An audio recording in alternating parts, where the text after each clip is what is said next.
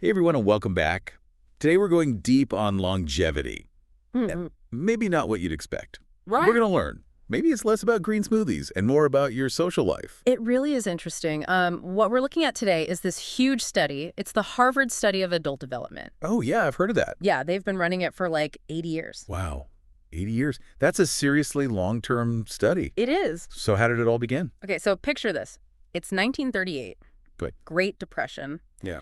And these researchers at Harvard, they get this idea they're going to follow these sophomores. Sophomores in college. Yeah, 268 of them to be exact, including a young John F. Kennedy. No way. Yeah, to figure out what makes people healthy and happy over a lifetime. So they were trying to unlock the secrets to a good life. Yeah, basically. Like, what's the recipe? Genes. Wealth. Right. A high IQ. And for a long time, everyone thought, yeah, those are the keys. Like, if Yeah. you want to live a long life, you got to be born lucky. But this study, it's totally flipped the script. The biggest predictor of a long and happy life, turns out it's close relationships. So all those self-help gurus telling us to focus on ourselves were wrong. Well, not entirely, but the study found something really interesting. Men who said they were really happy in their relationships at age 50, they were the healthiest at age 80. So you're telling me good relationships can actually keep you healthier for longer? That's what the data's showing. It's a 30-year gap where relationship happiness is directly linked to your physical health. Wow. Okay, that's pretty mind-blowing. But hold on. What about those of us who aren't exactly the life of the party? Like, is being a loner really that bad for you? Actually, yeah, the study found that if you're lonely all the time, that can be as bad for you as smoking or drinking too much. Whoa. Loneliness is as bad as smoking. It is. They call it a silent killer for a reason. Okay. I'm officially intrigued, but also a little freaked out. Is it because lonely people just take fewer risks? Or maybe forget to eat their veggies? No, it's deeper than that. When you're isolated, it triggers this like constant stress response in your body. It's like your immune system is always on high alert, and that weakens it over time, making you more susceptible to all sorts of health problems, heart disease, even dementia. Like your body's stuck in fight or flight mode 24/7. Exactly. And that takes a toll. So basically, we're not just talking about feeling sad. We're talking about serious health consequences. Exactly. Okay, I'm starting to see why this study is such a big deal. It's really changing how we think about health. Like our social connections, they're just as important as diet and exercise. That's the big takeaway for sure. But hold on, they only study those 268 Harvard guys, right?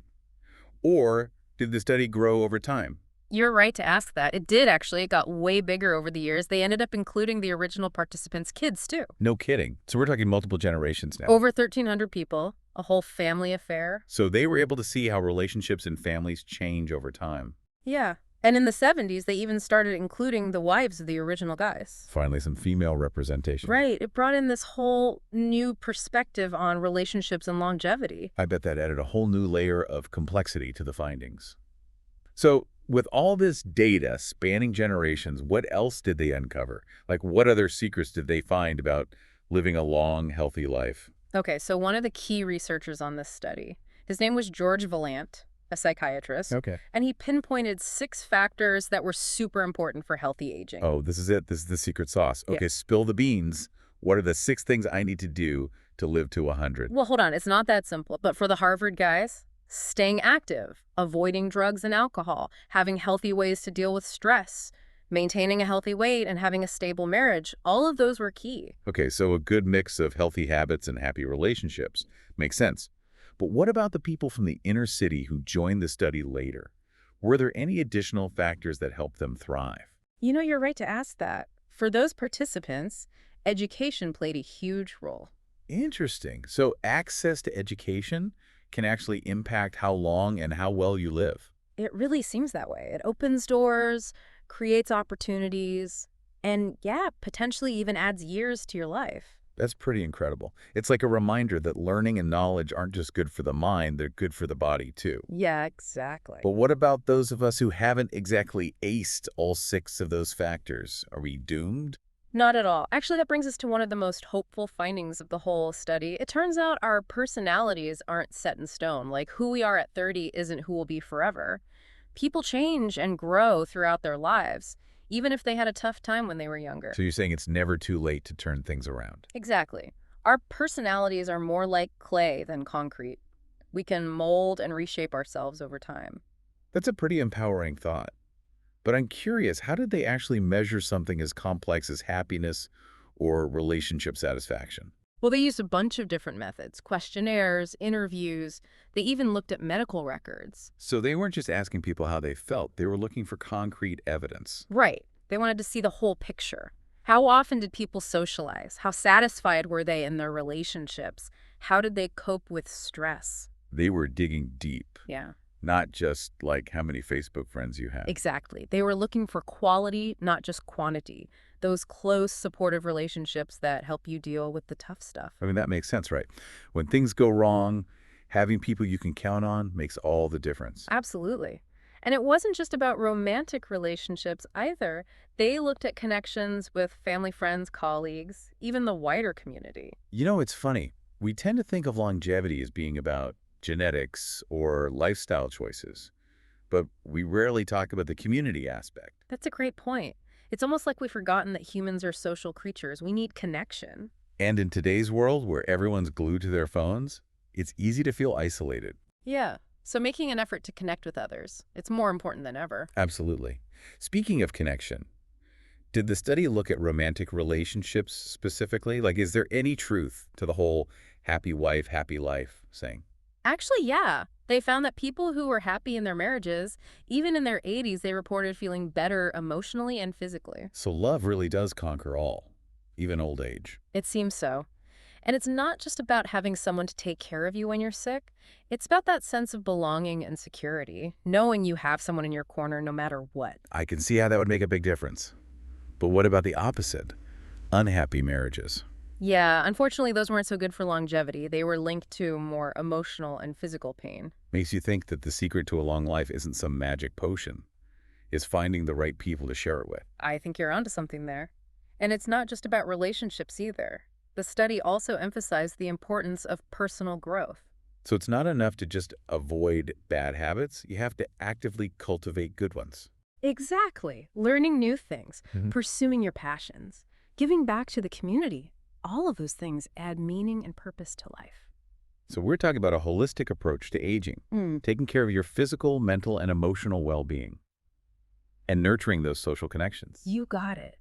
And speaking of holistic well-being, this whole idea of lifelong learning, it really resonated with me, especially considering your work in higher education. Oh, interesting. I hadn't thought of it that way. So the participants who kept learning and growing throughout their lives, they were generally happier and healthier. Exactly. They were more engaged with the world, more adaptable to change, more likely to have fulfilling relationships.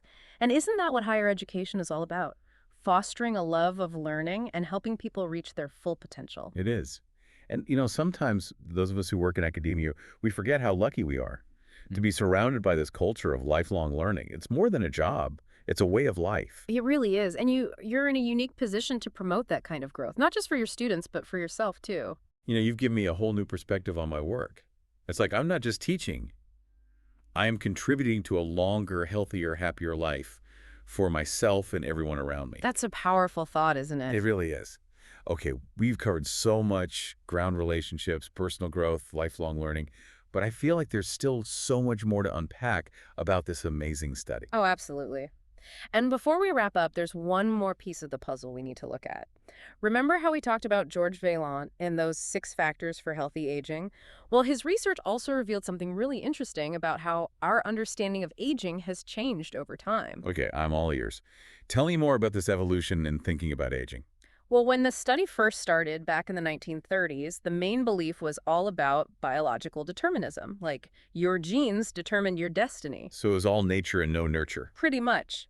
But as the decades went by and they learned more about these men, a different picture emerged. So they started to see that our environment and experiences matter too. Exactly.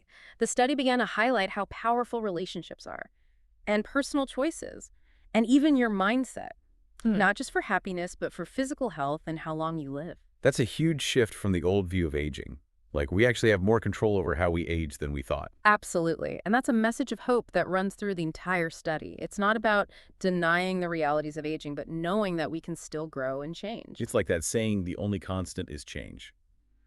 So even if someone had a rough childhood or made some mistakes early on, they can still turn things around and live a long and happy life. That's exactly it. It turns out our personalities aren't set in stone. We can learn and adapt and thrive even after facing hard times. It's proof of how resilient humans can be. It's seriously inspiring stuff. It's like aging isn't just about decline. It can be a journey of growth and discovery. Exactly. And that's what makes this study so relevant even today. It shows us that while we all get older, how we age depends on a lot of things. And many of them are things we can control. It's not just about living longer. It's about making those years count. Well said.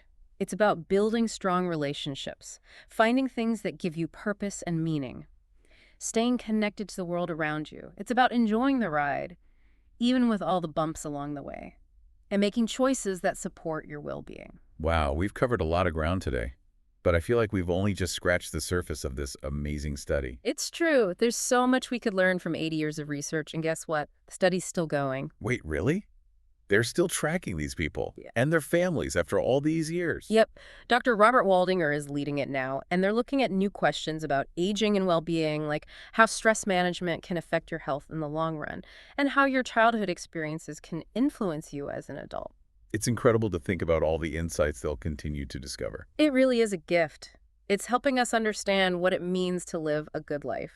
So as we wrap up this deep dive, what's the one thing you want our listeners to take away from all of this? I think the most important message is that building strong relationships, it's not just about feeling good. It's essential for our health and happiness over the long term. It's about having a support system to help you get through tough times and celebrate the good times, knowing you're not alone in this journey.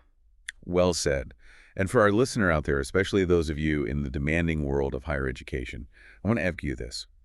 What can you do today to strengthen your social connections and create a more fulfilling life, both personally and professionally? Remember, it's never too late to focus on those relationships. Make time for the people who matter. Connect with your colleagues. Join a club. Volunteer in your community. And you know, sometimes the best way to connect and find that sense of fulfillment is to embrace new opportunities.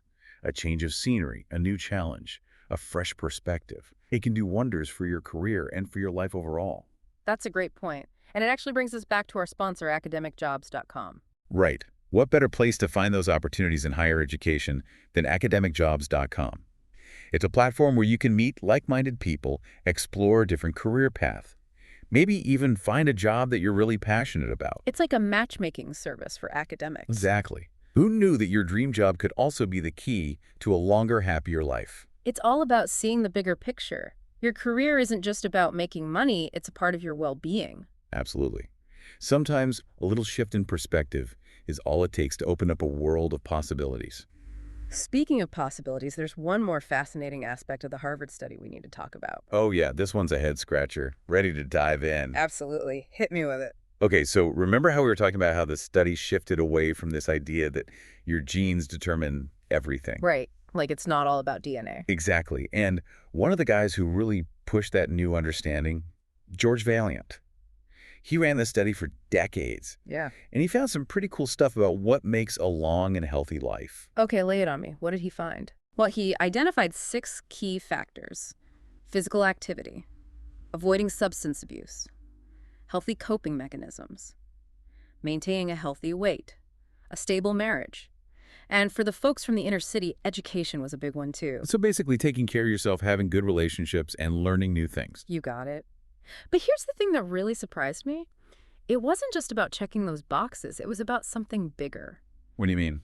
In the beginning, the study was all about objective measures of success, like how much money you made, what you accomplished in your career, your physical health. Right, like the things you can see and measure. But over time, the researchers realized that those things didn't tell the whole story. There was more to it than that. So it wasn't just about how long you lived, it was about how you lived. Bingo! They started paying more attention to subjective well-being, things like happiness, life satisfaction, a sense of purpose, you know, those warm, fuzzy feelings. And did they find a connection between those feelings and longevity? They did. They actually found that those internal measures were a better predictor of a long life than all those external markers. So you're telling me a happy-go-lucky artist might actually outlive a high-powered CEO? It's not impossible. The study suggests that inner peace and feeling fulfilled might be just as important as having low cholesterol. That's a game changer. Hmm. It's like the real fountain of youth is inside us all along. That's a beautiful way to put it. And it all ties back to those close relationships we were talking about. Right. We bring a sense of belonging, purpose, and support, which all lead to greater well-being. So it's like those close bonds help protect us from the stresses of life. They help us stay grounded and bounce back from tough times. Exactly. And it just goes to show that putting effort into your relationships, it's not just a feel-good thing. It's an investment in your long-term health and happiness. Okay. So all those late night chats with friends and family dinners and even those awkward office parties, they're not just distractions. They're actually adding years to our lives. It's a possibility. And it's not just the big events either. It's those everyday moments of connection, little acts of kindness. Those are the things that weave a meaningful life. This whole conversation has really shifted my perspective. Aging isn't something to dread. It's a chance to grow, connect, and, yeah, even find joy. I'm so glad to hear that. And remember, the Harvard study is still going strong. Who knows what other incredible things they'll discover. It's amazing to think that a study that began back in 1938 is still teaching us so much about life. It just proves the power of research and that we never stop trying to understand what it means to live a good life. Well said. And for our listeners out there, especially those of you in the amazing world of higher education, we hope this deep dive has sparked some new ideas. Maybe even inspired you to build stronger connections and live a more fulfilling life. Remember, it's never too late to nurture those relationships. Follow your passions and embrace the journey of aging. And if you're looking for a new challenge, a fresh start, or a way to connect with amazing people in higher education, don't forget to visit academicjobs.com. Your next big adventure could be just a click away. It's all connected. Thanks for joining us on this exploration of human connection and the secrets to a long and happy life. Until next time, stay curious, stay connected, and keep on living those incredible lives.